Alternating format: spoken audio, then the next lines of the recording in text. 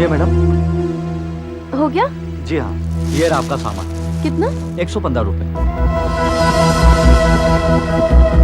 ये 500 का चिट्टा होगा ना?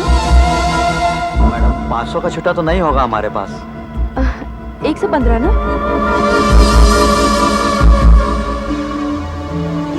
ये लीजिए। Thank you. एक फोन कर सकती हैं यहाँ से? हाँ हाँ कर सकती हैं। बाकी के पैसे देना।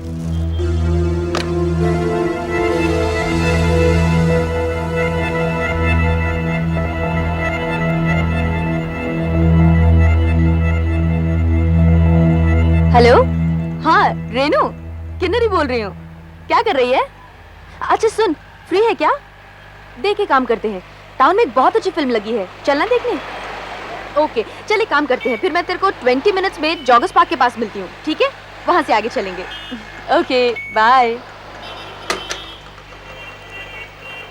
Thank you.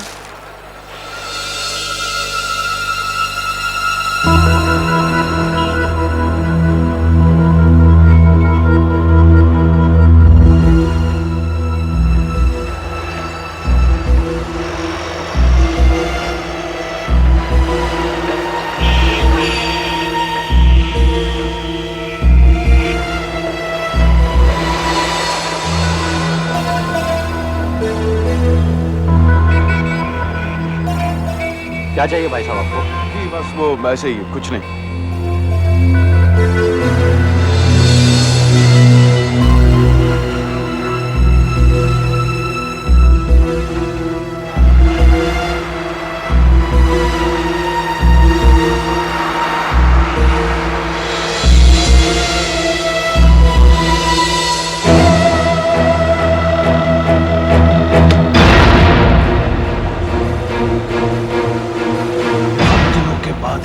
साला बहुत हिसाब करना बाकी है। अब मैं तुझे नहीं छोड़ूंगा।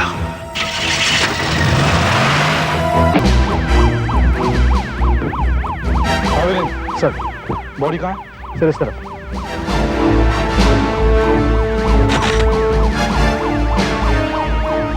सर वहां घास में पड़ा हुआ। सर करीब 35 साल का आदमी है, उसे गोली से मार दिया गया है। सर मेरे ख्याल से गोली उसके लिवर में है। अच्छा,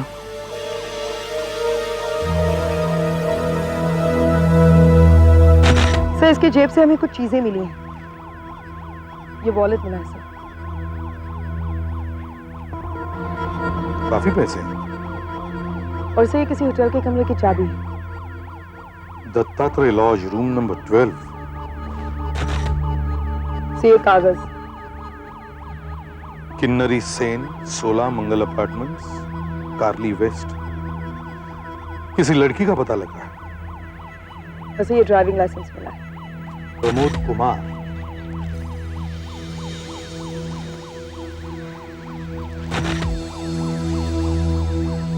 दिल्ली का पता है। और कुछ पता चला भी नहीं? जी हाँ सर। सर ये दोनों यहाँ के गार्ड्स हैं। जैसे ही गोली की आवाज सुनी दोनों दौड़कर यहाँ पर आए। बताओ। नमस्ते साहब। नमस्ते। बताओ क्या हुआ था? मैं और मुर्गेश 3 बजे पार्क में आए थे। दोपहर को पार्क बंद होता है ना, तो कभी कभी भिखारी लोग यहाँ सोने के लिए आ जाते, यही चेक करने के लिए आए थे। सुन मुर्गेश। जी सर। सबसे पहले काम कर लेना, पार्क की चारों तरफ देख लेना, कोई भिखारी नहीं। ये आवाज कैसे आई? कोई गोली तो नहीं चली? उस तरफ से आवाज आई है। चल चलो चल चल। रुक जा, रुक जा। इसको तो मार के भागा, इसको तो गोली मारी उसने। पकड़ उसको, पकड़ पकड़ उसको।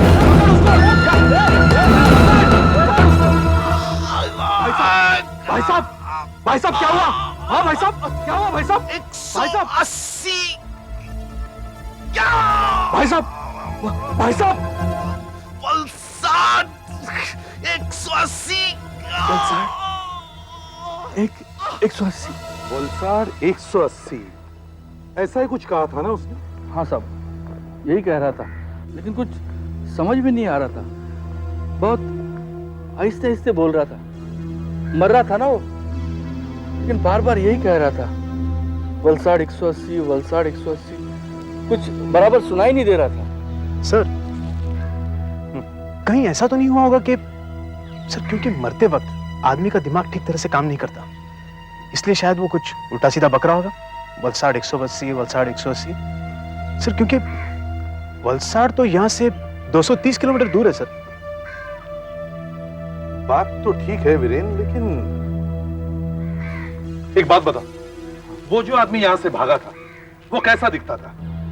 सब उसका चेहरा तो मैं देख नहीं पाया, लेकिन दिखने में जरा सांवला सा था। सर इन्होंने जो बताया वो सब मैंने लिखा है। उस आदमी की हाइट तकरीबन 5 फुट 10 इंच के करीब थी, ठीक है? बराबर। और थोड़ा, जी हाँ सर, वो आदमी थोड़ा मोटा था और उसने काले रंग की जैकेट पहनी थी। लेकिन सर दोनों वॉचमैन ने उसका चेहरा नहीं देखा, लेकिन उसने कुछ सर पर पट्टी बांधी थी सर। हाँ साहब, ऐसे ऐसे बांधी थी। वीरेन, वो कागज मुझे फिर से दिखा।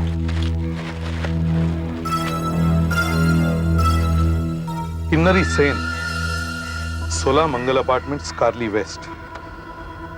वीरेन, तुम लाश को पोस्टमार्टम के लिए भेज दो। और सर मैं ये भी पता लगवाता हूँ कि वो गोली कौन सी बंदूक से चली होगी। राइट। आशा, सर। दत्तात्रेय लॉज पर जाकर पूछताछ करो। सर। और हम किन्नरी सेन को मिलते हैं। मैं इसे नहीं जानती सर। जरा ध्यान से देखिए मिस किन्नरी, आप जरूर इस आदमी को जानती होंगी, क्योंकि आपका नाम और पता इस आदमी की जेब में से निकला था। मेरा नाम और पता? जी हाँ। ये कैसे हो सकता है सर? मैं इसे बिल्कुल नहीं जानती और मैंने इसे देखा तक नहीं है। अच्छा, अजीब बात है। तो फिर आपका नाम और पता इस आदमी की जेब में क्या कर रहा था? अच्छा बताइए, आप करती क्या है? जी मैं एक कंपनी में काम करती हूँ, मेगामैक्स एक्सपोर्ट नाम है कंपनी का, और मैं वहां के कंप्यूटर डिपार्टमेंट में काम करती हूँ। आप यहाँ अकेली रहती हैं? जी हाँ, मैं यहाँ अकेली रहती हूँ और मेरे माँ बाप पूना में रहते हैं, और क्योंकि मैं यहाँ पे नौकरी करती हूँ इसलिए मैंने ये मकान किराए पे लिया है। आपका ऑफिस सैटरडे को भी होता है क्या? जी हाँ, हाफ डे होता है। क्यों? मतलब आप अब ऑफिस से आ रही हैं?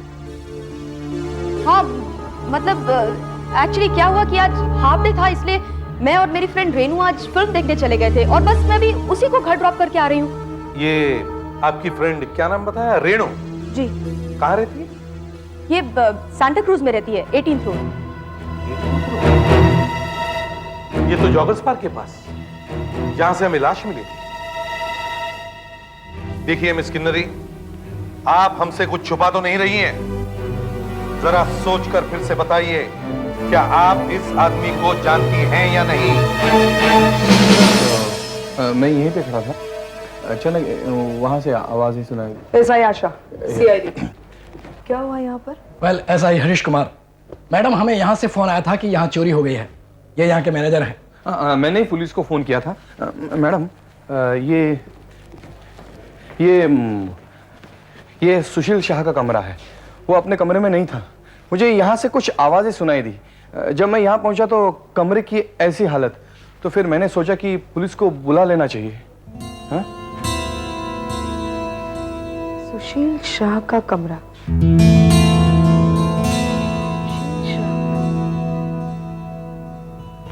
एक मिनट देखिए, ये कमरा नंबर 12 ही है ना? फिर ये कमरा प्रमोद का होना चाहिए। ये चाबी यहीं की है ना? हाँ, ये यहीं की चाबी है, दत्तात्रेय लॉज की है। लेकिन यहाँ प्रमोद नहीं, सुशील शाह ठहरा हुआ था। अच्छा, हाँ। तो फिर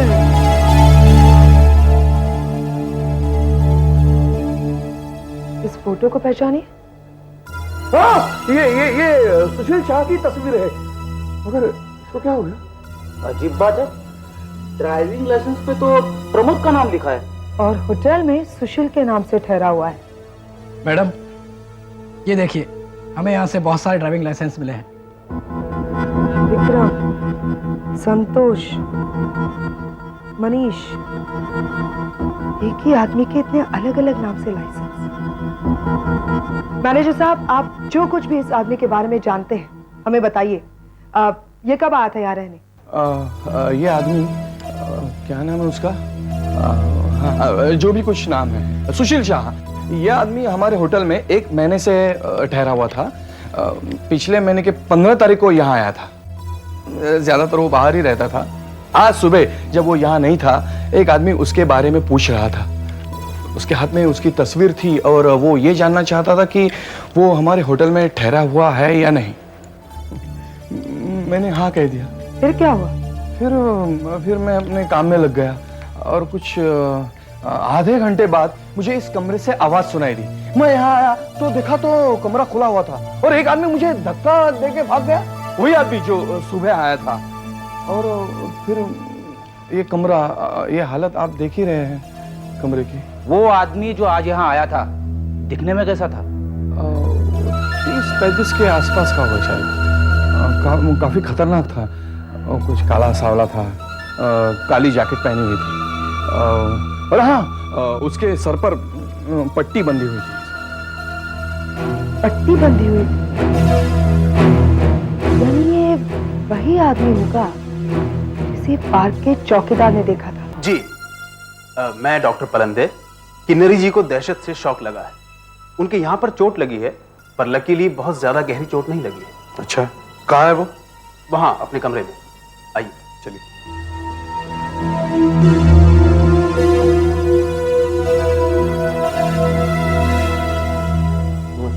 नमस्ते।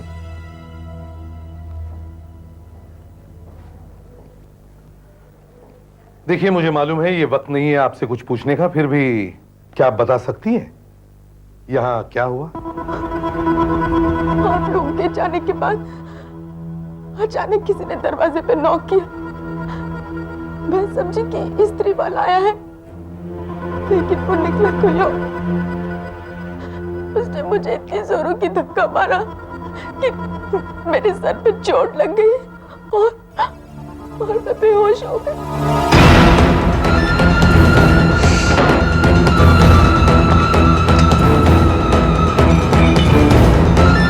होश में आ, होश में आ।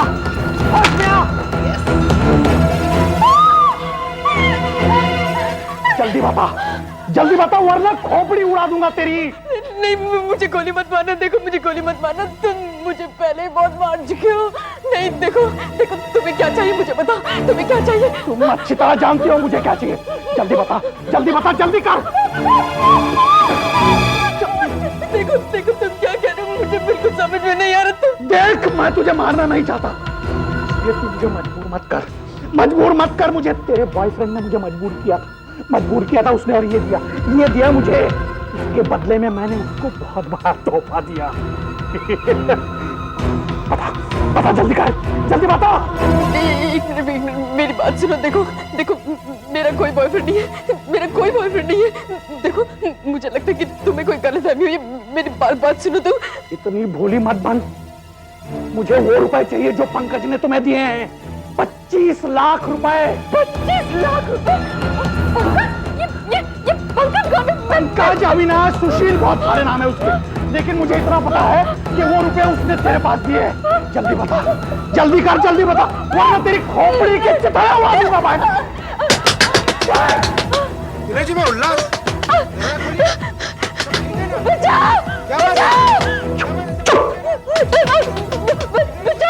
देख, अभी मैं जा रहा हूँ, लेकिन छोड़ूंगा नहीं। देखो दोबारा आऊंगा मैं। अभी मैं जा रहा हूँ। मैं तो इनके चिल्लाने की आवाज सुनकर ही दरवाजा तोड़ने ही वाला था कि इन्होंने खुद दरवाजा खोल दिया।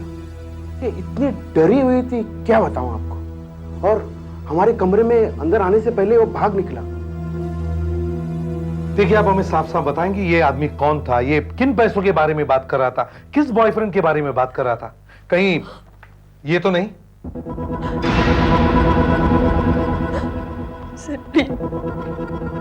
मैं इस आदमी को भी नहीं जानती जो मर गया है। मैं उस आदमी को भी नहीं जानती जो मुझे मारने आया था। मैं किसी पंकज को नहीं जानती। मैं किसी 25 लाख रुपए के बारे में भी नहीं जानती। सर प्लीज मेरी बातों का यकीन कीजिए। मैं कुछ नहीं जानती ना, कुछ नहीं जानती मैं।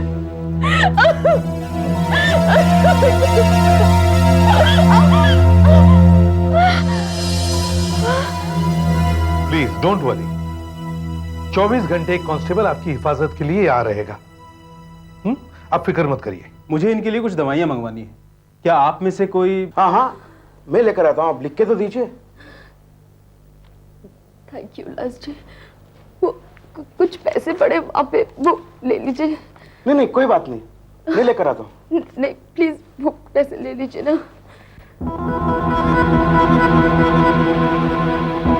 इसमें 100 के नोट है और 500 का भी है, ये ले लूं?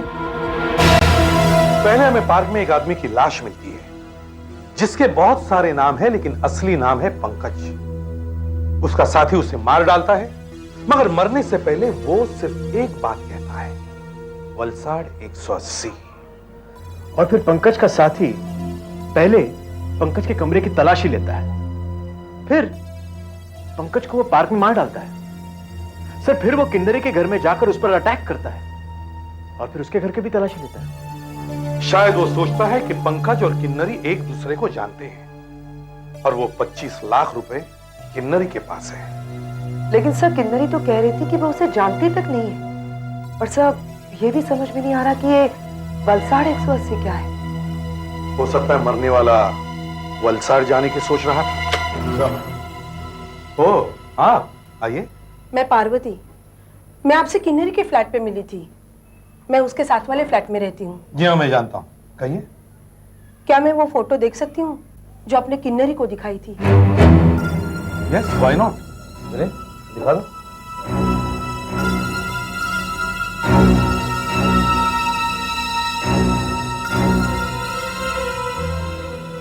क्या आप इसे जानती हैं? ये किन्नरी तो कह रही थी कि वो इसे जानती ही नहीं। फिर तो वो झूठ बोल रही है।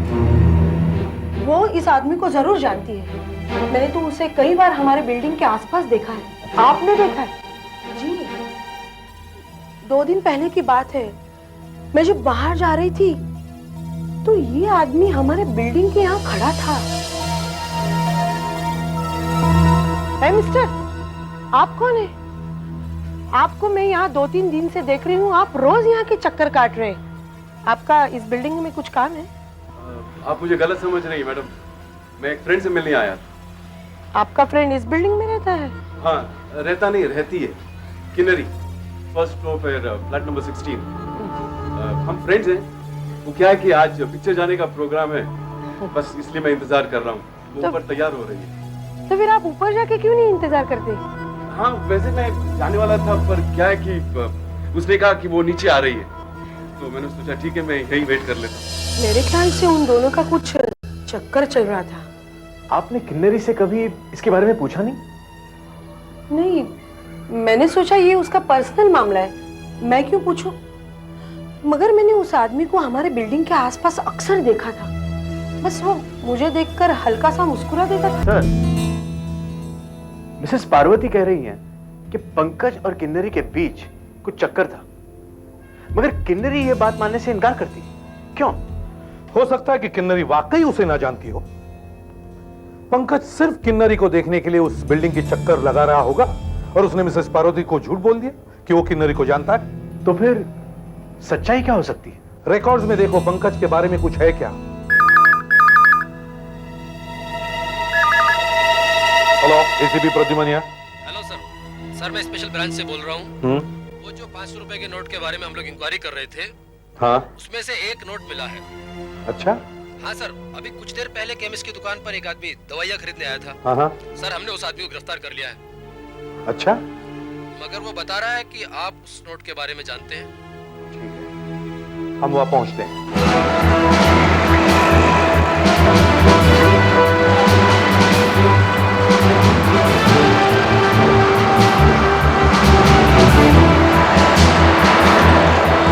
मैंने आपसे कहा ना कि ये नोट मेरा नहीं है। देखिए, आप मुझे बेकार परेशान कर रहे हैं। मेरी पड़ोसन बीमार है, मैं उनके लिए दवाई लेने आया था और ये 500 का नोट उन्हीं का है। क्या बात है? हाँ, इनसे पूछे, ये सब जानते हैं। एसीपी साहब मुझे बचाइए, ये समझते हैं कि मैंने डाका डाला है। Inspector Shivram sir, special branch. Sir ये पैसे जिनसे दवाइयाँ खरीदने आया है, वो नोट डकैती के नोटों में से है। क्या? सर हमें नोटों के सीरियल नंबर की लिस्ट मिल गई थी और वो लिस्ट हमने शहर की दुकानों और होटल्स में भेज दी थी, ताकि जैसे ही कोई नोट मार्केट में आए और दुकानदार में इन्फॉर्म करे। सर इन्होंने हमें फोन किया है कि एक 500 का नोट इनके पास आया हुआ है। सर नंबर है 3BV696339। सर ये नोट उन 25 लाख रुपए में से है जो बैंक की वैन से लूटे गए थे और इसीलिए हमने इस आदमी को गिरफ्तार किया है। देखिए इंस्पेक्टर, माना के नोट इन्होंने ही दिया है, मगर हम जानते हैं आदमी बेकसूर है। ये नोट इसका नहीं है। तो हमें उस आदमी को गिरफ्तार करना होगा जिसने इन्हें ये नोट दिया है। मतलब है किन्नरी? हाँ, ये किन्नरी जी का ही नोट है। इंस्पेक्टर शिवराम, ये 25 लाख रुपए की चोरी विश्वास कोऑपरेटिव बैंक के कैश वैन से हुई थी। 1 महीने पहले हुई थी ना? Yes sir. यही है ना वो? और ये 500 का नोट किन्नरी के पास था।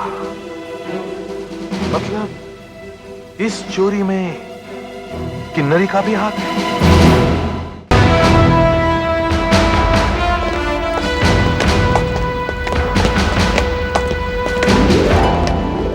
सर, विश्वास कोऑपरेटिव बैंक के ऑफिसर मिस्टर मैनाक। नमस्ते सर। नमस्ते, बैठिए। Thank you sir, thank you very much. Sir, mister Mainak ही पैसा लेकर हेड ऑफिस से वाशी ब्रांच जा रहे थे जब उनके ऊपर डाका पड़ा। यह है गाड़ी के ड्राइवर और सिक्योरिटी गार्ड। मिस्टर मैनाक, 1 महीने पहले आप लोगों पर जो डाका पड़ा था, सर उसके बारे में बताएंगे? क्या हुआ था, कैसे हुआ था? देखिए सर, हमारा हेडक्वार्टर कोलाबा में और ब्रांचेज वाशी और बोरीवली में। हम अपने ब्रांचेज को अपने हेडक्वार्टर से पैसा सोमवार, बुधवार और शुक्रवार को पहुंचाते हैं। अच्छा, तो फिर इस काम के लिए आपके पास कोई स्पेशल गाड़ी या वैन होगी? हाँ है ना सर, एक नीले रंग की वैन में ही ये कैश जाता है जो कि एक ब्रीफ केस में होता है, और वो ब्रीफ केस मेरे इस हाथ के साथ हथकड़ी से जकड़ दिया जाता है, और सिक्योरिटी गार्ड तो हमेशा साथ होता है। उस दिन 25 लाख रुपए थे ना आपके पास? जी हाँ, पूरे 25 लाख थे। 500 के नए नोट थे जो टोटल 50 बंडल थे, जो एक नॉर्मल साइज के ब्रीफ केस में आ जाते हैं। मगर उस दिन एग्जैक्टली हुआ क्या? उस दिन बुधवार था, हम अपने रोज वाले रास्ते से कैश ले जा रहे थे। बीच में एक सड़क खराब होने की वजह से हमें रास्ता बदलना पड़ा। वो रास्ता काफी सुनसान था और बीच में बैरियर लगाकर रास्ता बंद किया हुआ था।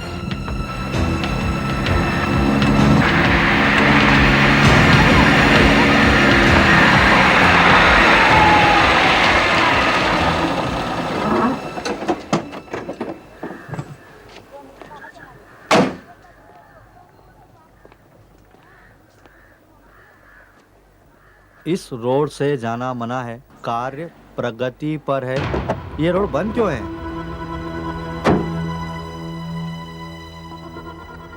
हमें 3 किलोमीटर वापस जाना पड़ेगा। क्यों? क्योंकि वहाँ तो कोई बोर्ड लगा हुआ ही नहीं था। हाँ, वहाँ तो कोई बोर्ड नहीं था। अब क्या करें?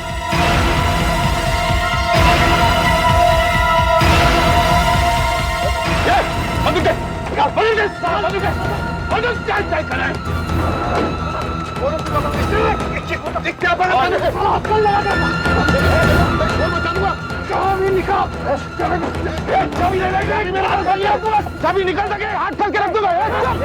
जिंदगी बर्बाद करेगा। चाबी निकाल, मेरा हाथ मत करना। चाबी दे दो उनको, इनको चाबी दे दो। चाबी निकाल, चाबी निकाल।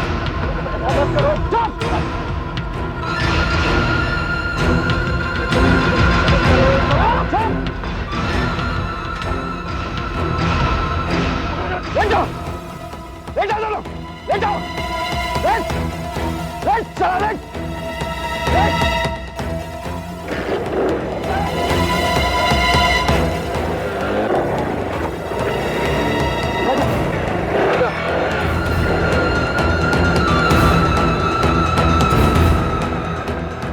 और आधे पौने घंटे बाद वहां से एक बस गुजरी। तब कहीं जाकर हमने अपने हेड ऑफिस को इन्फॉर्म किया, लेकिन खुशकिस्मती से सर वो नोट नए थे, रिजर्व बैंक से उसी दिन हमारे पास आए थे। हेडक्वार्टर के पास उनके नंबर भी मौजूद थे, और आपके हेडक्वार्टर्स ने वो नंबर्स पुलिस वालों को दिए, और पुलिस वालों ने वो नंबर की लिस्ट बड़ी दुकानों और बैंकों को दी। मगर कोई फायदा नहीं हुआ। उन नोटों का आज तक पता नहीं चला। पुलिस को उन चोरों की मोटरसाइकिल मिली थी, पता चला वो भी चोरी की थी। इसके अलावा कुछ नहीं पता चला। मिस्टर मैनाक, जरा सोचकर बताइए, क्या उनमें से ये एक था? हो सकता है, मैं पक्का नहीं कह सकता, क्योंकि उनके चेहरे ढके हुए थे। ये चोरी कोई 1 महीना पहले हुई थी ना? जी सर, पिछले महीने की 15 तारीख को। 15 तारीख को? 15 तारीख को? उसी दिन से तो वो पंकज लॉज में रहने लगा था। हाँ, लेकिन वीरेन ये भी तो हो सकता है कि पंकज और उसके दोस्त ने मिलकर वो चोरी की होगी और फिर पंकज ने अपने दोस्त को धोखा दिया क्योंकि वो दोस्त वो सारे पैसे खुद रखना चाहता था। बाद में पंकज ने वो पैसे किन्नरी के पास छुपा दिए और खुद दत्तात्रेय लॉज में रहने लगा। लेकिन इसके बाद भी वो ज्यादा देर तक छुप नहीं सका। उसने किसी तरह अपने साथी को ढूंढ निकाला और उसका खून कर दिया। और इसके बाद भी जब उसे पैसे नहीं मिले तो उसने किन्नरी को घर जाकर धमकाया। किन्नरी? लगता है इस किन्नरी से हमें फिर से मिलना चाहिए, शायद वो और कुछ बता सके। मैं आपको किस तरह विश्वास दिलाऊं? वो आदमी मेरा कुछ नहीं लगता है। मैं उसे जानती तक नहीं। मैंने उसे कभी नहीं देखा, कभी नहीं देखा सर। तो फिर मिस किन्नरी, आप हमें ये समझाइए कि आपका नाम और पता उसके पास कहां से पहुंचा? वो आपकी बिल्डिंग के आसपास क्यों मंडराता था? उसने आपके पड़ोसियों को क्यों कहा कि वो आपको जानता है? और सबसे पहले हमें ये बताइए कि वो 500 का नोट वो आपके पास कहां से आया? मिस किन्नरी, वो 500 रुपए का नोट चोरी का था जो पंकज ने की थी। और आप तो कह रही हैं कि आप मिस्टर पंकज को जानती ही नहीं। फिर मिस किन्नरी, आपके पास ये 500 रुपए का नोट कहां से आया? देखिए, हमें सब सच सच बताइए मिस किन्नरी।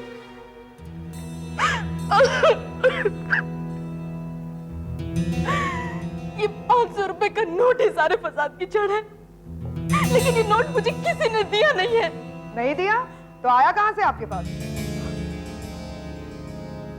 ये मैं आपको किस तरह बताऊं?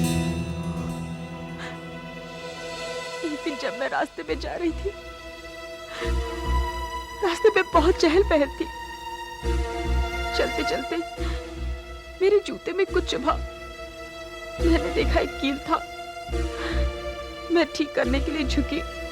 अचानक मुझे एक 500 रुपए का नोट दिखाई दिया। मैंने इधर उधर देखा, किसी का ध्यान इस तरफ नहीं था।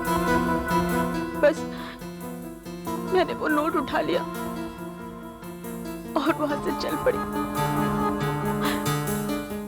पता नहीं क्या हो गया था मुझे, क्या हो गया था मेरे इस दिमाग को।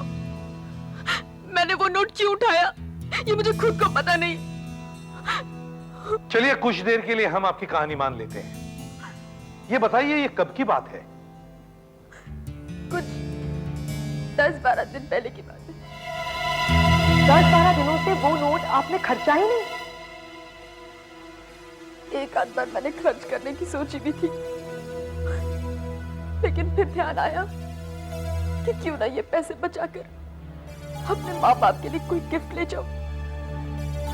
नहीं, आपकी कहानी पर यकीन नहीं होता। आप कहना चाहती हैं कि पंकज ने वो नोट गलती से गिरा दिया? एक मिनट।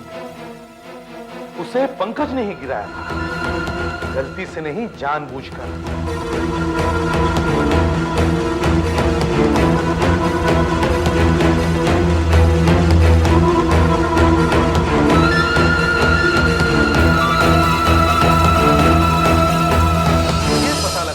कि उस 500 रुपए के नोट का सीरियल नंबर पुलिस वालों के पास है या नहीं। इसका मतलब है जैसे ही वो उसे इस्तेमाल करता वो पकड़ा जाता। इसलिए उसने खतरा मोल नहीं लिया।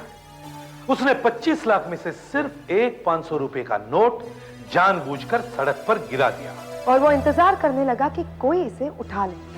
उसने किन्नरी को वो नोट उठाते हुए देख लिया और इसका पीछा करने लगा और इंतजार करने लगा कि कब ये नोट खर्चती है। और अगर कुछ नहीं होता तो आराम से 25 लाख रुपए खर्च कर सकता था। और अगर किन्नरी पकड़ी जाती तो वो समझ जाता कि ये 500 के नोट खतरनाक है, मगर इन्होंने ये पैसे खर्च ही नहीं किए। इस बीच में उसके साथी ने उसे ढूंढ निकाला और उसे मार दिया।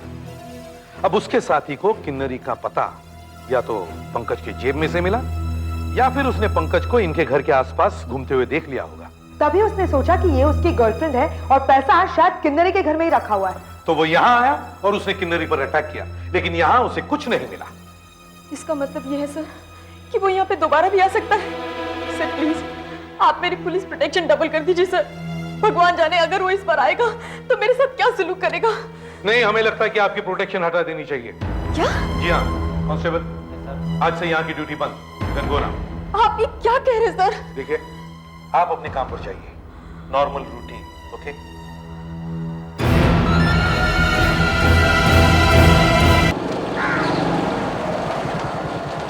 ऑटो।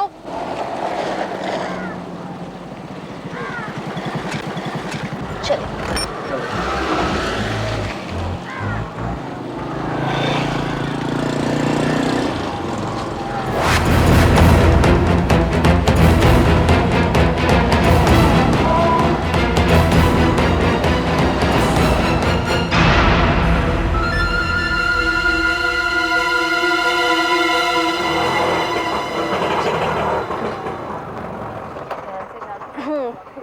नहीं नहीं, हाँ बिल्कुल। तुम अंदर नहीं आ रही? Okay bye.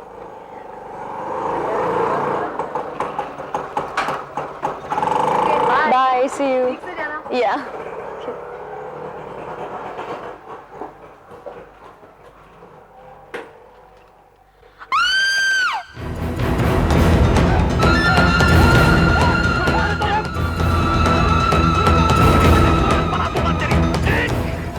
मैं बोला था तेरे को मैं दोबारा आऊंगा, देख मैं आ गया।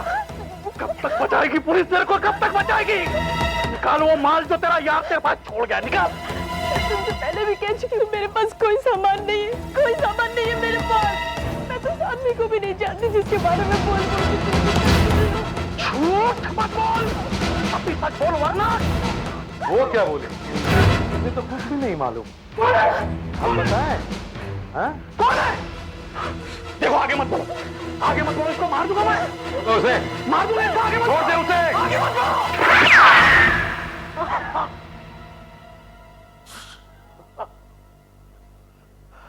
हाँ हाँ साहब, हाँ जैसा आप कह रहे हैं वैसा ही हुआ था। मैंने मारा है उस कमीने को क्योंकि उसने मुझे धोखा दिया। विश्वास कोऑपरेटिव बैंक से जो 25 लाख रुपए चुराए थे, उसके पीछे सारी प्लानिंग मेरी थी साहब, सारी प्लानिंग मेरी थी। मगर जब हम पैसों के साथ मानवाड़ी जंगल में मोटरसाइकिल छिपाने गए तब उस कमीने की नीयत खराब हो गई। मैं पैसे गिन रहा था तब अचानक उसने मेरे सिर पर रिवॉल्वर से इतनी जोर से मारा कि अब तक मेरा सिर बन्ना रहा है। हाँ वो तो दिख रहा है। लेकिन जब मुझे होश आया तो मैं खून से लथपथ, और वो कमीना पैसों के साथ गायब था। फिर मैंने उसकी तस्वीर लेकर पूरे शहर में उसको ढूंढना शुरू किया। शहर का पूरा एक एक लॉज, एक एक होटल छान मारा साहब मैंने। आखिरकार मुझे मिल गया वो पिछले हफ्ते दत्तात्रेय लॉज में। लेकिन पैसे वहां नहीं मिले, और फिर पंकज का पीछा करते करते तुम वहां पहुंच ही गए। हाँ हाँ साहब, उस पार्क में मैंने उसे पकड़ लिया, और जब उसको पैसों के बारे में पूछा तो वो भागने लगा, तो मैंने उसे गोली मार दी साहब। और जब तक मैं उसके मुंह से कुछ उगलवाता तब तक पार्क के चौकीदार वहां पर आ गए और मुझे भागना पड़ा। और फिर तुम मिस किन्नरी के फ्लैट पर पहुंच गए क्योंकि तुम्हें यह सोचा कि पैसे मिस किन्नरी के पास ही होंगे। मैंने पंकज को उसका पीछा करते हुए देखा था, और मैंने सोचा कि हो ना हो पैसे उसी के पास हैं, लेकिन किन्नरी ने इनकार कर दिया। यानी तुम अब भी नहीं जानते कि पंकज ने वो पैसे कहां छुपाए हैं? मुझे पता होता साहब तो मैं उस लड़की के घर जाता क्यों? आखिर उसने पैसे कहां छुपाए होंगे? सूर्या, क्या पंकज वलसाड़ में किसी को जानता था? क्या उसने कभी वलसाड़ जाने की बात की थी? वलसाड़ नहीं तो। सर, क्या आपको लगता है कि वलसाड़ में उसने किसी आदमी को पैसे भेजे होंगे? कुछ कह नहीं सकता भी, लेकिन चोरी पिछले महीने के 15 तारीख की सुबह हुई थी। और उसी दिन दोपहर को पंकज दत्तात्रेय लॉज पहुंचा। इसका मतलब है कि 15 तारीख की सुबह और दोपहर के बीच में ही उसने पैसे कहीं छुपा दिए, मगर कहां? उसने ये पैसे कहां छुपाए होंगे? कहां छुपाए होंगे ये पैसे? सर, मरते वक्त उस आदमी ने जो कुछ कहा था शायद उसी में कोई इशारा हो। मैं भी यही सोच रहा था। वलसाड 180, क्या मतलब हो सकता है इसका? क्या मतलब हो सकता है? वलसाड 180, क्या मतलब हो सकता है सर? एक मिनट रिपोर्ट देखें। Airport 8 kilometre, airport 8 kilometre, Valsad 180 kilometre, Valsad 180 kilometre. Yes, by god yes, यही इशारा था। यस भैया, वलसाड 180 किलोमीटर का मतलब है वलसाड 180 किलोमीटर लिखा हुआ माइलस्टोन। और अगर मेरा अंदाजा सही निकला तो उसने वो पैसे वलसाड 180 किलोमीटर लिखे हुए माइलस्टोन के नीचे गाड़ दिए हैं। यस डैम इट, कल सुबह हम वलसाड 180 किलोमीटर का माइलस्टोन ढूंढते हैं। Yes sir. सोचो दया, सोचो। पंकज ने मरते मरते हमें इशारा दे ही दिया। वलसाड 180 किलोमीटर। वीरेन, ये सब why good? Valsad 181 kilometre, Valsad 181 kilometre.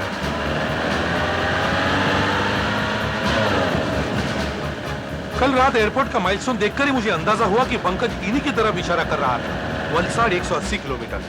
Sir, उसका खून भी वलसाड रोड पर ही हुआ था। यस, चलो हम बहुत करीब हैं। जल्दी करो वीरेन, ये रोड रानीग्राम गया है। हाँ सर। वीरेन सीधे चलो।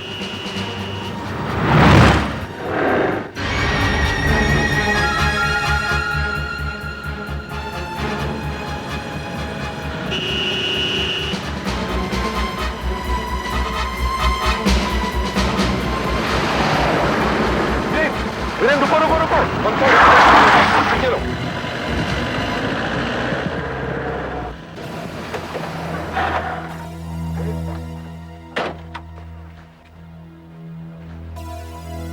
Valsad 180 kilometre. Sir, Valsad 180। Sir, कहीं मरते मरते पंकज इसी जगह के बारे में तो बात नहीं कर रहा था? पता लगाने का एक ही तरीका है वीरेन, खुद कर देखते हैं। कूदने का सामान लेकर जल्दी।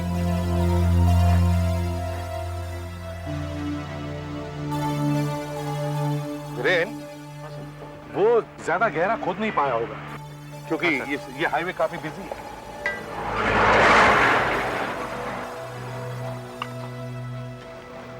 सुधाकर, सुधाकर सामने।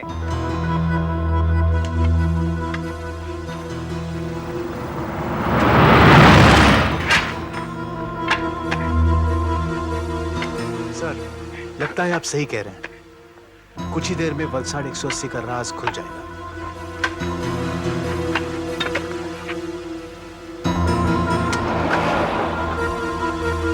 दया, कुछ है? देखो देखो।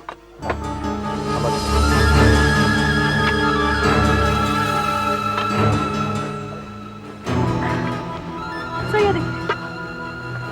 यस,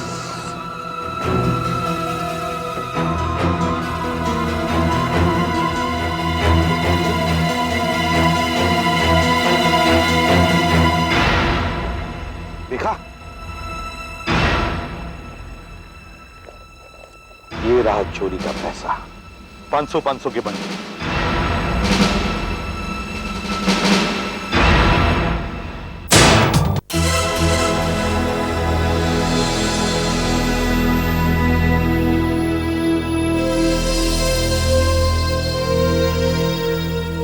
कामना, पीछे की सीट पे 2 बैग्स पड़े हैं, वो भी ले आना।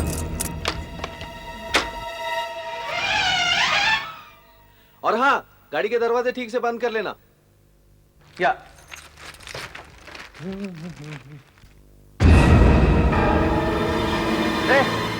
कौन है? कौन है?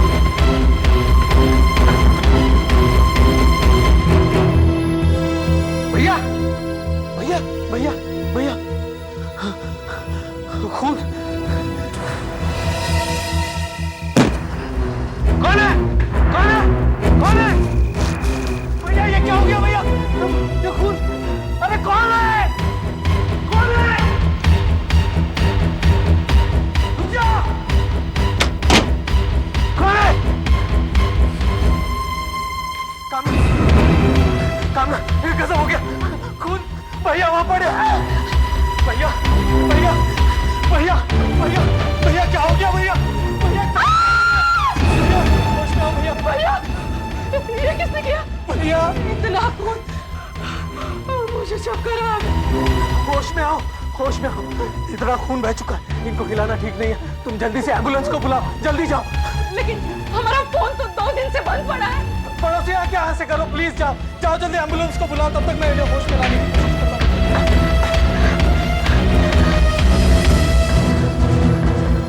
पानी पानी पानी। भैया भैया भैया भैया भैया ये क्या हो गया भैया आपको? भैया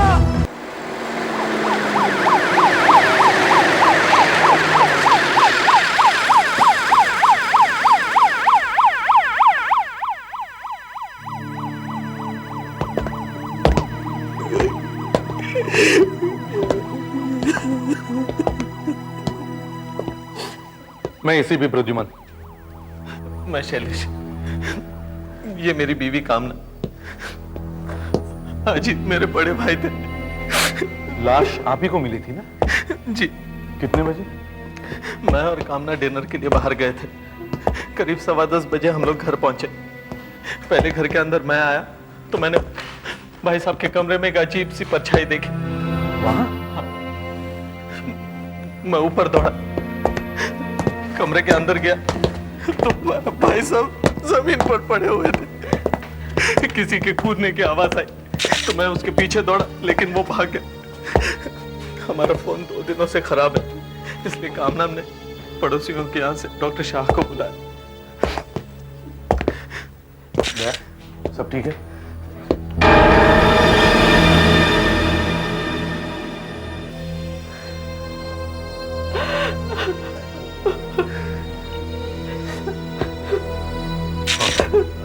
मैं जितनी जल्दी हो सकता था यहाँ चला आया, मगर फिर भी बहुत देर हो गई थी। वार किसी तेज धार वाली चीज से किया गया था, जैसे कि चाकू। हमारा फोन खराब ना होता तो डॉक्टर साहब जल्दी आते। हम लोग डिनर के लिए नहीं जाते तो शैलेश संभालो अपने आप को, संभालो। घाव बहुत गहरा था, खून भी काफी निकल चुका था। उनका बच पाना किसी भी हालत में मुश्किल था। कम रोना बंद करो। आपके भाई साहब घर में अकेले थे या कोई नौकर वगैरह? भाई साहब घर में अकेले ही थे। हमारे घर में 2 नौकर हैं जो दिन भर घर में काम करके शाम को गार्डन में पानी देकर 6 बजे चले जाते। क्या आप बता सकते हैं कि यहाँ से क्या क्या गायब हुआ है? भाई साहब ज्यादा पैसे घर में नहीं रखते थे। उस ड्रॉअर में से कुछ 1000 रुपए गायब है। सोने की अंगूठी और सोने की एक चेन गायब है। और वॉकमैन नहीं है और उनके रोलेक्स घड़ी भी नहीं है। वो जो कोई भी था, लगता है अपना काम पूरी तरह कर नहीं पाया। सब कीमती सामान छोड़ के गया है। टीवी, वीसीआर, ये ऑडियो सिस्टम, सब कुछ। शायद वो बालकनी के रास्ते से ऊपर चढ़ा होगा। शायद वहां का दरवाजा खुला था। पर कुछ तो आवाज हुई होगी। आपके भाई साहब जगे क्यों नहीं? भैया जल्दी सो जाते थे, नींद के गोली लेते थे। चप्पल के निशान, चप्पल में खून लगा हुआ है।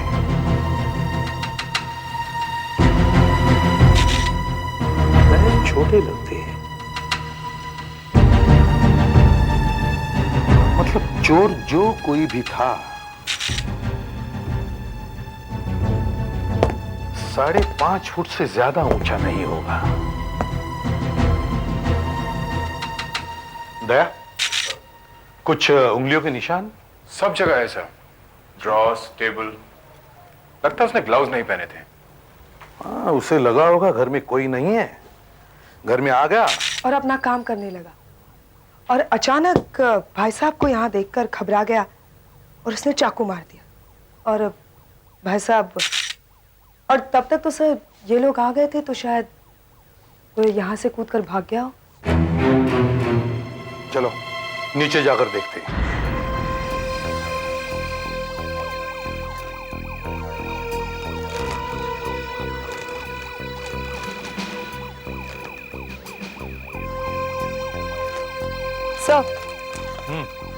सर ये देखिए सर, वॉकमैन।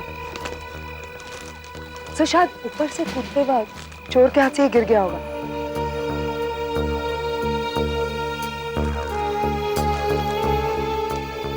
वो यहां से कूदा होगा शायद।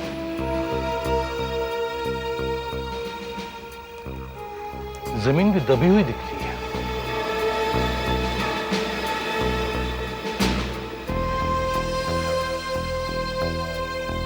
देखना अब सिर्फ ये है कि वो इस तरफ गया या इस तरफ। ये देखो, ये है पैरों के निशान।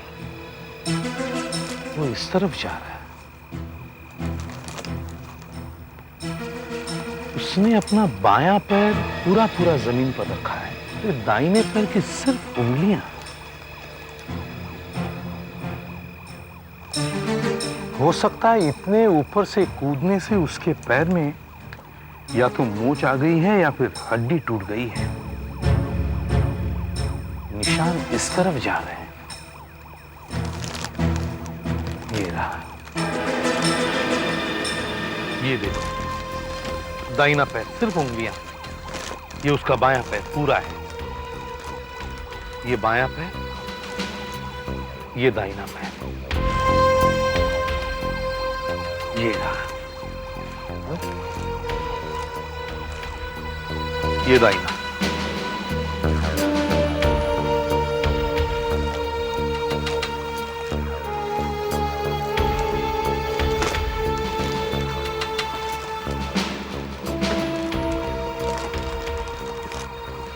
यहां तो कुछ निशान ही नहीं है। शायद इस तरफ गया होगा, तो बिहार रोड की तरफ। घास पर पैरों के निशान मिलना मुश्किल है। जरूर सड़क की तरफ गया होगा। सर बाहर चल के देखते हैं।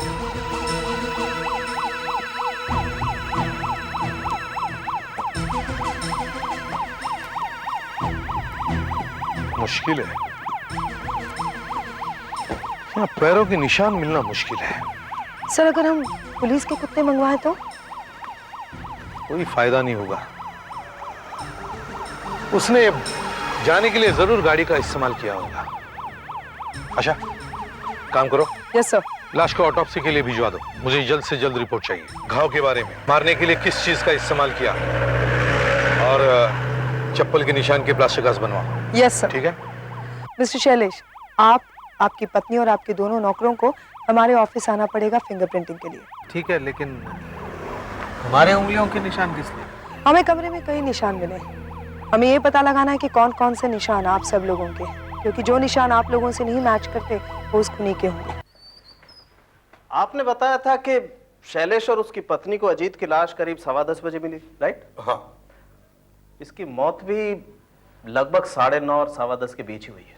अच्छा, और जख्मों के बारे में कुछ पता चला? हाँ, चाकू के ही वार है 2 जगह। बॉडी यहाँ है? नहीं नहीं एसीपी साहब, ये तो डमी है जो हम अपने काम के लिए इस्तेमाल करते हैं। एक बार यहां किया गया है, ये कंधे पर, ये, और दूसरा बार यहां किया गया है दिल पर, ये। लेकिन इस आदमी की मौत सिर्फ इस जख्म की वजह से हुई है। चाकू बिल्कुल आर पार गया, दिल तक। एसीपी साहब, अभी मैं इतना तो यकीन के साथ कह सकता हूं कि मौत चाकू के ही वार से हुई है, लेकिन किस तरह का चाकू इस्तेमाल किया गया है ये कहना जरा मुश्किल है। उसके लिए थोड़ा वक्त चाहिए। ठीक है, तब तक मैं देखता हूं फिंगरप्रिंट रिपोर्ट से क्या पता चलता है।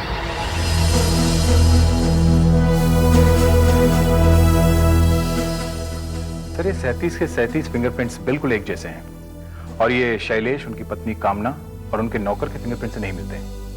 हमारे रिकॉर्ड्स में चेक किया? यस सर, मगर ये फिंगरप्रिंट्स हमारे रिकॉर्ड में नहीं है, ये हमें पहली बार मिले हैं। जुर्म बहुत ही संगीन है, डकैती के साथ खून किया है उसने। शैलेश जी और उनकी पत्नी आपसे मिलने आए हैं। कुछ पता चला कातिल के बारे में? हाँ? अभी तो आपके पास उंगलियों के निशान भी है। देखिए, उंगलियों के निशानों से तब मदद मिल सकती है जब जुर्म करने वाले का रिकॉर्ड हमारे पास होता है, मगर हमारे पास इस आदमी का रिकॉर्ड ही नहीं है। लेकिन सिर्फ कुछ हजार रुपयों के लिए कोई किसी की जान कैसे ले सकता है? कुछ हजार रुपए तो क्या मैडम, एक मामूली सी रकम के लिए भी लोग खून कर देते हैं। मगर आप परेशान मत होइए, हम उस आदमी को जरूर ढूंढ निकालेंगे। देखिए, हम उस आदमी के बारे में बहुत कुछ जानते हैं। बहुत कुछ जानते हैं तो उसे पकड़ते क्यों नहीं? क्या पता चला आपको उसके बारे में? जिस तरह से उसने आपके घर का ताला तोड़ा है, उससे साफ जाहिर है कि वो एक अनाड़ी मुजरिम है। आपके घर में उसने जगह जगह अपने उंगलियों के निशान भी छोड़े हैं, और एक पेशेवर मुजरिम ऐसा कभी नहीं कर सकता। और सिवाय एक रोलेक्स घड़ी के उसने घर के किसी भी कीमती सामान को नहीं उठाया। अंगूठी, चेन, कुछ हजार रुपए और वॉकमैन के अलावा उसने कुछ नहीं लिया। इन सब से एक बात साबित होती है कि उसे पैसों की सख्त जरूरत थी। लेकिन ऐसा कौन हो सकता है जो इतनी लापरवाही से चोरी करता है?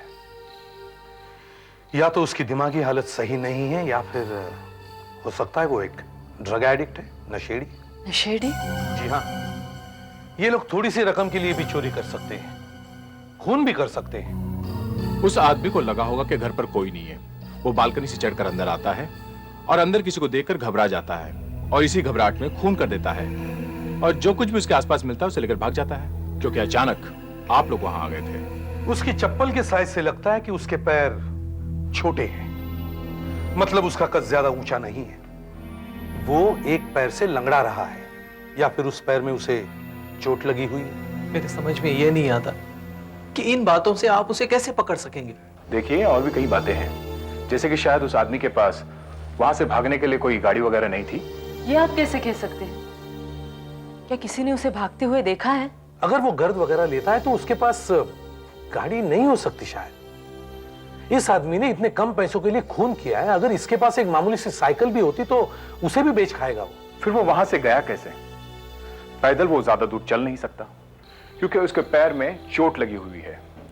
हम उन सब टैक्सी वालों को ढूंढ रहे हैं जो उस रात 10 साढ़े 10 के दरमियान विहार रोड से गुजरे थे। हमने प्रेस और टीवी में भी अनाउंसमेंट करवा दिए हैं। जो लोग उस रात वहां से ड्राइव करके आ रहे थे, अगर उन्होंने उसे देखा हो तो वो हमें कांटेक्ट करेंगे। सर, अश्विन नाम के एक आदमी का फोन आया है। कल रात वो विहार रोड पर ही जा रहा था। सर, वो बहुत घबराया हुआ है, कह रहा है कि आप घर पर ही आ जाएं। मुझे तो अभी भी समझ नहीं आ रहा कि जो हम कर रहे हैं सही है या गलत।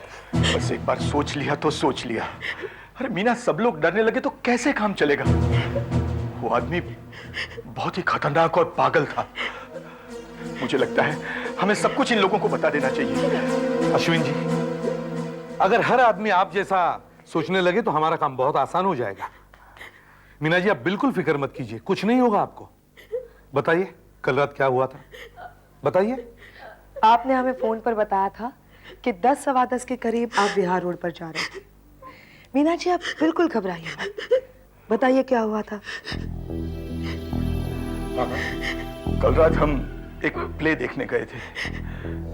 मैंने सोचा विहार रोड लेते हैं क्योंकि उस रास्ते पे ट्रैफिक बहुत कम होती है। अचानक मेरी गाड़ी से कुछ इंजन में से कुछ आवाज आने लगी। मैं देखने के लिए नीचे उतरा। मेरी वाइफ गाड़ी में अंदर ही बैठी हुई थी। मैंने देखा एक आदमी इनके पीछे से आया और गाड़ी में आके बैठ गया, मेरे गर्दन पे चाकू रख दिया, हमें चिल्लाने लगी।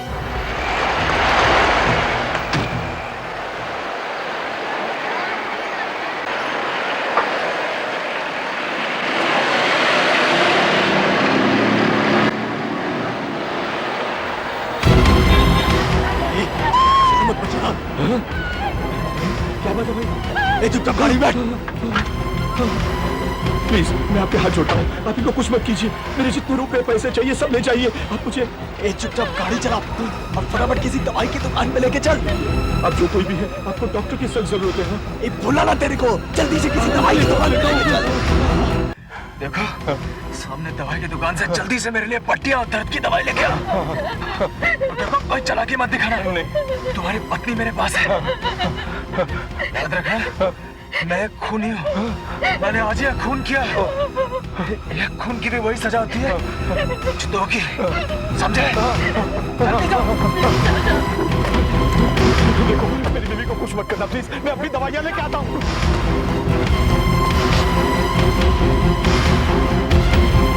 आपके पास कोई दर्द की गोली या स्प्रे होगा? आपको क्या चाहिए? जो कुछ भी है दे दीजिए ना। और एक बोतल पानी, मिनरल वाटर प्लीज।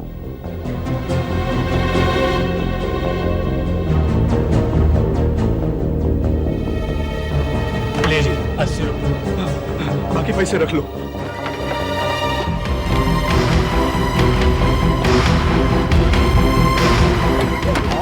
हाँ लीजिए, ये गोलियां, ये स्प्रे और पानी, सब ठीक हो जाएगा।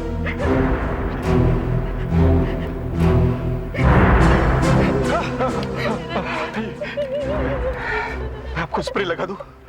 दूर मत, तू दूर हटो। ओके ओके ओके, ठीक हो जाएगा सब।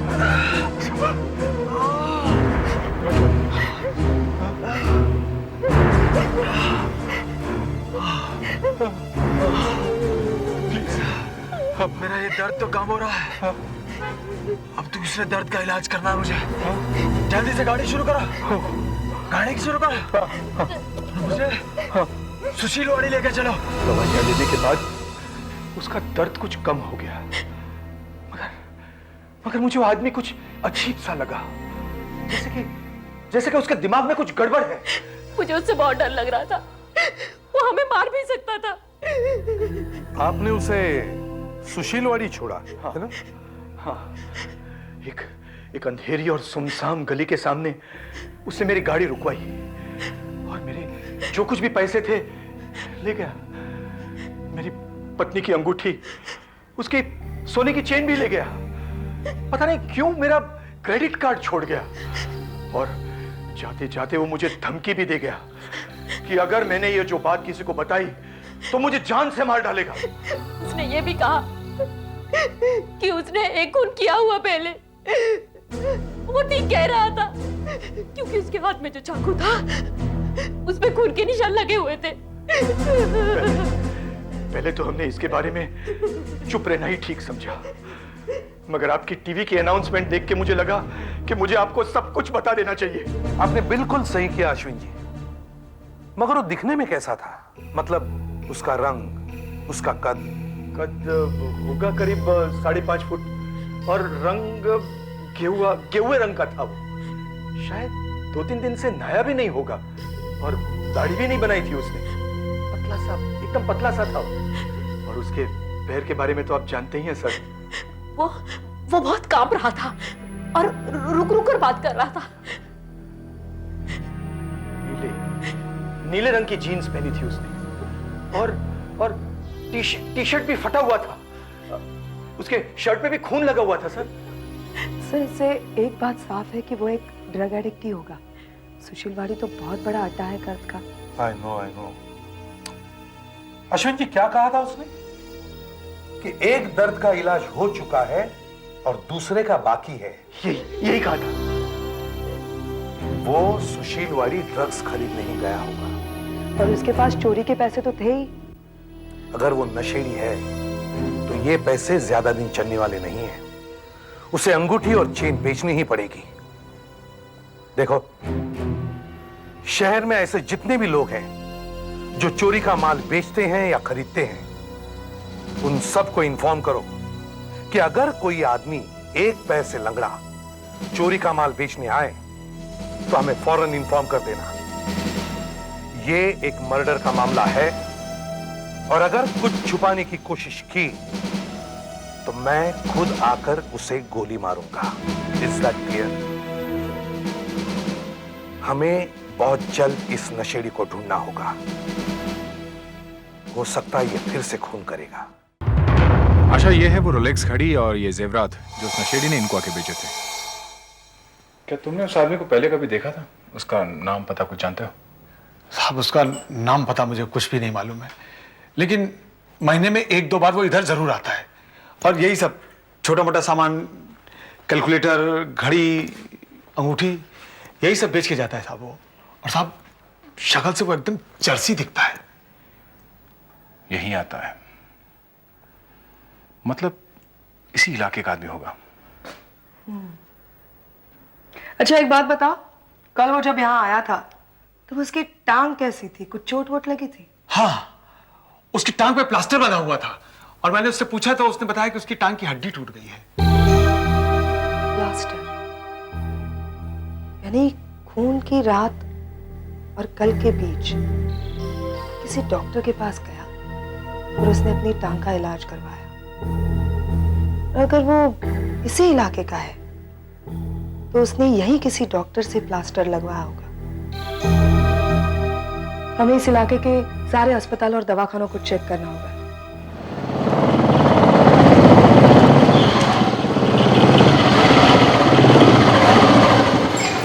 समझ में नहीं आ रहा क्या करूं। एक नर्सिंग होम, क्लिनिक सब छान मारा मगर कुछ पता नहीं चला। तुम्हें कुछ पता चला? पीछे एक केमिस्ट से बात कर रहा था तो उसने डॉक्टर जय का एड्रेस दिया, वल्लभ रोड, पटेल क्लिनिक।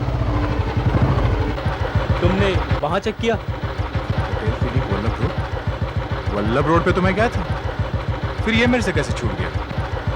चलो वही चलते हैं। डॉक्टर साहब। हाँ, एसीपी साहब। ऑफिस में पहुंचते ही पता चला आप मुझसे मिलना चाहते हैं। क्यों, कुछ पता लगा? नहीं, पता तो नहीं लगा। आपको वो चाकू मिला जिससे खून हुआ है? नहीं, लेकिन बात क्या है? 1 मिनट इधर आइए। एसीपी साहब, ये घाव देखिए जो कंधे पर हुआ है, इसकी चौड़ाई है ½ इंच। हाँ। और ये वो घाव है जो दिल पर हुआ है, इसकी चौड़ाई है 1 इंच।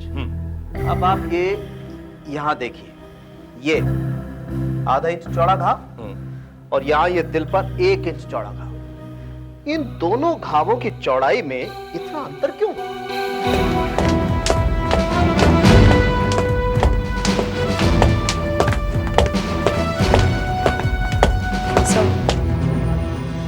आप डॉक्टर जय हैं? पटेल क्लिनिक 25 वल्लभ रोड, प्रीतम नगर। जी हाँ साहब। उस फ्रैक्चर वाले मरीज के बारे में आप इन्हें बताइए जिसकी हड्डी टूटी थी और आपने उसका इलाज किया था। बताइए ना साहब, वो 3 दिन पहले की बात है साहब। सर, यानी 11 तारीख की शाम की। खून सर 10 तारीख की रात को हुआ था, यानी ये सिर्फ 20 घंटे पहले की बात है सर। फिर क्या हुआ? वो साहब, 2 आदमी मेरे पास बहुत परेशान हालत में आए थे। एक का पैर पूरी तरह सूजा हुआ था सर, दर्द से बुरा हाल था उसका। दर्द कम करने के लिए उसने कुछ गोलियां ली थी सर, और पैर पर कुछ स्प्रे वगैरह छिड़का हुआ था। जब मैंने उसका एक्सरे लिया तो मुझे पता चला कि उसकी टखने की हड्डी पूरी तरह टूट चुकी सर। मैंने प्लास्टर चढ़ा दिया और उसे आराम की सलाह देकर भेज दिया सर। क्या उसने अपना नाम पता कुछ बताया आपको? उसका नाम मिलिंद था सर। और पता क्या है? पता तो उसने नहीं लिखा है सर। हाथ से निकल गया। लेकिन सर, आज रात को 9 बजे वो मेरी क्लिनिक पर आने वाला है। क्या? जी हाँ सर। दरअसल उसके इलाज में इतनी देर हो चुकी थी सर कि मुझे लगा उसका पैर हमेशा के लिए खराब ना हो जाए, इसलिए चेकअप के लिए रात को 9 बजे मेरी क्लिनिक पर मैंने उसे बुलाया सर। मतलब आज रात 9 बजे वो आपके क्लिनिक में आने वाला है?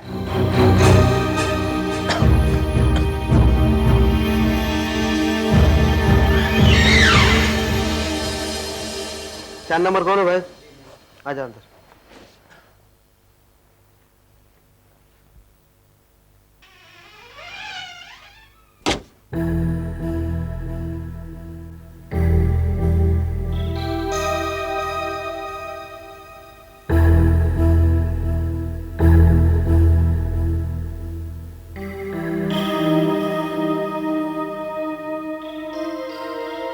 नौ बज गए, अभी तक नहीं आया। चलो आओ। जेरी, जल्दी ठीक होना है ना? जी। खाना ज्यादा खाओ और दारू कम पियो। चल जाओ।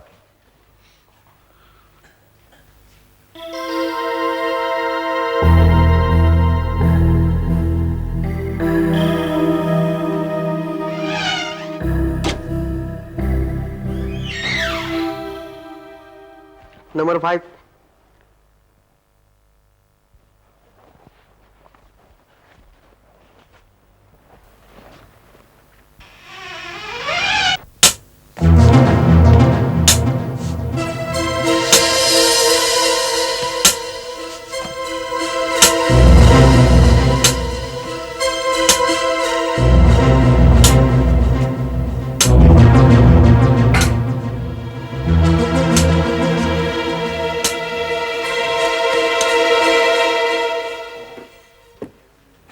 देखिए, इसको आराम करने को बोलिए घर में।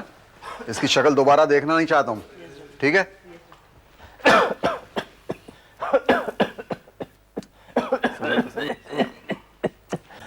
क्या बात है भाई, कैसी तबीयत इसकी? रात बस कांप रहा बुखार से। अच्छा, इसको वो गोलियां दी थी, वो खिलाई क्या? दी थी, कोई फायदा नहीं सर। डॉक्टर, हाँ पैर में बहुत दर्द है। ठीक है, मैं दूसरी दवा दे दूंगा। बैठो।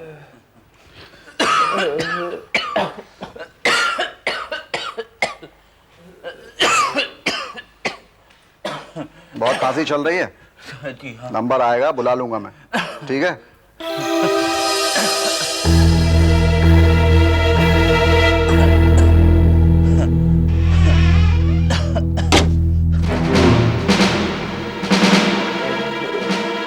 मिलिन, मिलिन,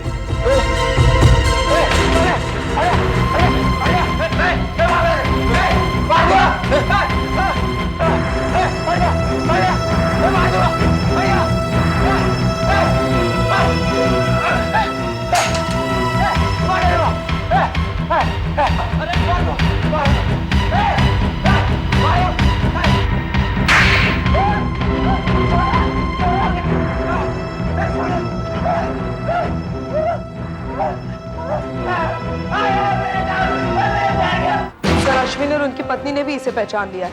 इसी ने खून की रात उन पर हमला किया था।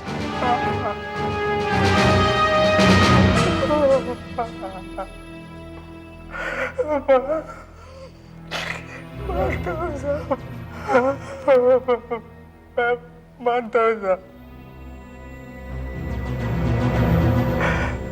मुझे मालूम था मैं ज्यादा देर तक पुलिस से नहीं बच पाऊंगा। तुम नहीं मारा ना उसे?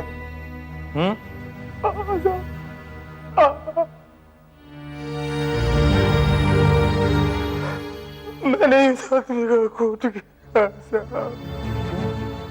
क्यों मारा तुमने उसे? मैं मुझे मारना नहीं चाहता था साहब। वो तो सब वो नशे के लिए था। पैसे चाहिए था साहब।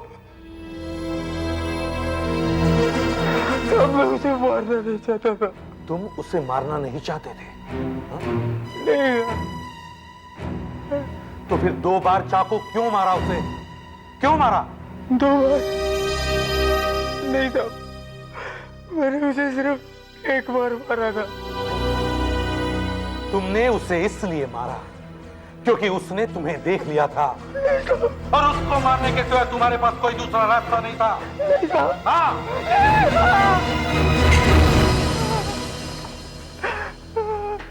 साहब नहीं, मैंने उसे 1 बार मारा साहब, 1 बार। वो चाकू कहाँ है? वो चाकू साहब, वो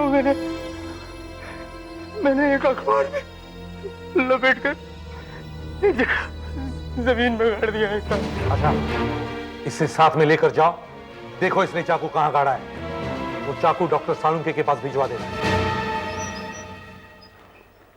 मेरा अंदाजा एकदम सही था। अच्छा, जरा हमें भी तो बताइए, क्या था आपका अंदाजा? एसीपी साहब, अब तक हम ये मानकर चल रहे थे ना कि दोनों जख्मों की चौड़ाई इसलिए अलग अलग है क्योंकि चाकू ऊपर से पतला और नीचे से चौड़ा है। जी। अब आप इस चाकू को देखिए, जिससे खून हुआ है, इसकी चौड़ाई ऊपर से नीचे तक एकदम बराबर है। आधा इंच। मतलब ये एसीपी साहब कि जो कंधे पर घाव हुआ है, ये देखिए आप, यहां ये घाव इसी चाकू से हुआ है, मगर ये जो दिल के पास घाव हुआ है, ये इस चाकू से हो ही नहीं सकता। पहले मैंने सोचा था कि शायद खूनी का हाथ कांप रहा होगा और इसीलिए घाव थोड़ा ज्यादा चौड़ा हो गया होगा, मगर अब मैं यकीन के साथ कह सकता हूं एसीपी साहब कि मौत का कारण ये चाकू हरगिज नहीं हो सकता है, क्योंकि दिल के पास वाला घाव कंधे के घाव से ज्यादा गहरा है। मतलब ये कि कंधे का घाव सिर्फ 3 इंच गहरा है, जितने इस चाकू की ब्लेड है, और दिल का घाव 4.25 इंच गहरा है। अब आप बताइए एसीपी साहब, जो चाकू है ही 3 इंच लंबा, वो 6 इंच गहरा घाव कैसे कर सकता है? इसका मतलब साफ है कि दिल के पास का घाव जिससे मौत हुई है, वो किसी और चाकू से किया गया है। ये दूसरा चाकू कहां से आया? कोई आदमी 2-2 चाकू लेकर क्यों घूमेगा? सर, हो सकता है वो अकेला नहीं था, उसके साथ और कोई भी था, जैसे उसका कोई साथी। हाँ, उसी के पास होगा वो दूसरा चाकू, और वो वहां से चुपचाप निकल गया होगा। हाँ, मगर जहां खून हुआ वहां की हालत देखकर लगता है कि एक ही आदमी था। दूसरी बात, अश्विन और उसकी बीवी ने सिर्फ एक ही आदमी को देखा, और वो था मिलिंद। और अगर मिलिंद के साथ कोई और था भी, तो वो मिलिंद को छोड़कर क्यों गया? ये दूसरा चाकू आया कहां से? कहां से आया ये दूसरा चाकू? कहां से?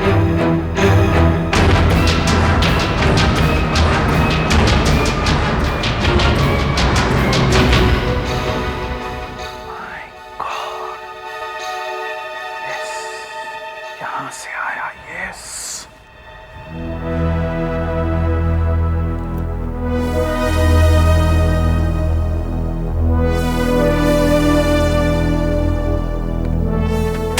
दया, फौरन मजिस्ट्रेट के पास जाओ और जो पता मैंने इस कागज पर लिखा है, इस जगह की तलाशी का वारंट लेके आओ। लेकिन सर, मैं जो कहता हूं वैसा ही करो। एसीपी साहब, आपको भरोसा है कि वो सब कुछ मिल जाएगा? हाँ, क्यों नहीं। ये प्लान ही कुछ ऐसा है कि ये सब होके ही रहेगा। सर, आ गए। Very good. जो मैंने कहा था वो सब मिल गया? यस सर, हमने वो सारी चीजें वहां से बरामद कर ली है जो आपने कही थी। गुड, दिखाओ। देखिए,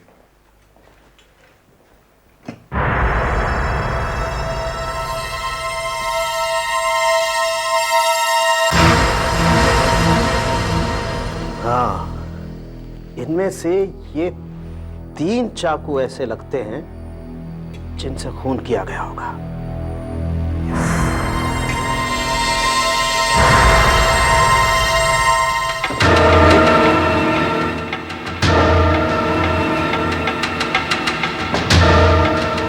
मगर ये सब के सब अच्छी तरह से धुले हुए हैं, इन पर खून का कोई भी निशान नहीं। हाँ, ये बात तो है। एसीपी साहब, आपको मैकबेथ याद है? जी हाँ, शेक्सपियर का मैकबेथ। Yes, lady Macbeth. हाँ। बार बार हाथ धोती रही, लेकिन हाथ से खून के दाग गए नहीं। यही यहां भी होने वाला है। खून से भरे चाकू को कितना भी धो लें, लेकिन दाग कभी जाएंगे नहीं। आंख से भले ही ना दिखे, लेकिन फॉरेंसिक साइंस को जरूर दिखाई देंगे। हमारे पास कुछ केमिकल्स ऐसे हैं जिन्हें अगर इन चाकुओं पर डाला जाए तो फौरन पता चल जाएगा कि इन चाकुओं पर खून के दाग थे या नहीं। जैसे ल्यूकोमेलासाइड-ग्रीन और फुटोलिडीन, इन दोनों को अगर इन चाकुओं पर डाला जाए तो हमें हरे निशान दिखाई देंगे। लेकिन आज मैं फिनोफ्थलीन इस्तेमाल करूंगा।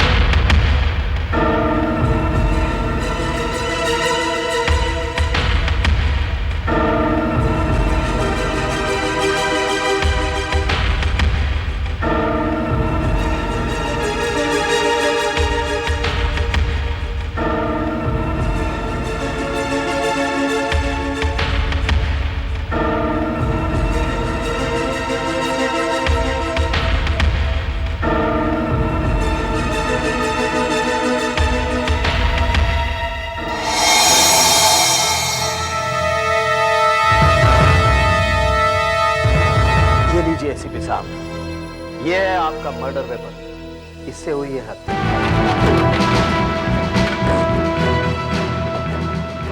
एसीपी साहब आप? मैं बेंगलोर से बस अभी आ रहा हूँ। आपको कुछ उस खूनी का पता चला? जी हाँ, यही कहने आया था। आपके भाई का खूनी मिल गया है। मिल गया? गुड। कहाँ है वो? मेरे सामने खड़ा है। क्या बकवास कर रहे हैं आप? शैलेश, तुमने ही अपने भाई का खून किया है। आपको कोई बड़ी गलतफहमी हुई है। मैंने आपको बताया ना, मैं उस वक्त अपनी बीवी के साथ था। हम दोनों डिनर करके घर आए थे। हाँ, तुम डिनर करके जरूर वापस आए थे, और जब तुमने अपने भाई की हालत देखी तो भैया भैया भैया भैया भैया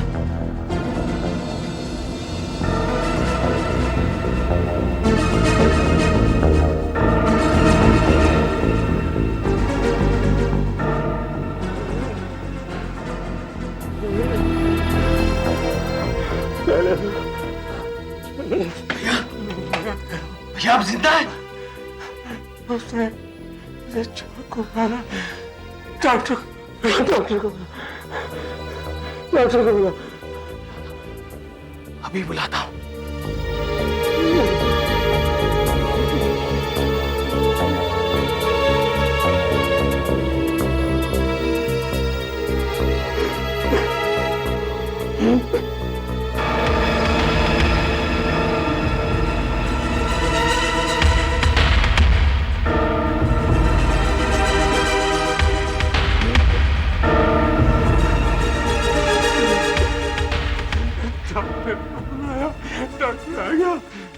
डॉक्टर आ जाएगा भैया, लेकिन सिर्फ आपका डेथ सर्टिफिकेट देने को।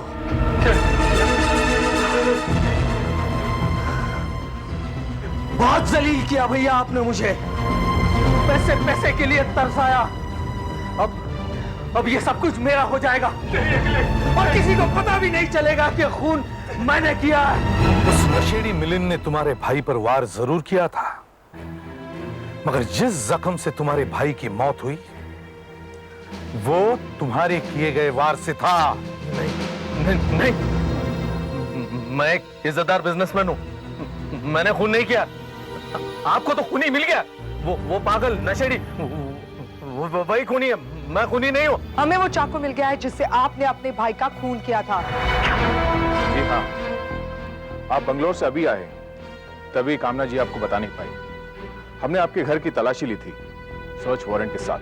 शैलेश, ये तुमने क्या किया? हमें यहाँ बहुत सारे चाकू मिले, उनमें से एक ये है। हमारे फोरेंसिक एक्सपर्ट को इस चाकू पर खून के निशान मिले जो तुम्हारे भाई के खून से मिलते हैं।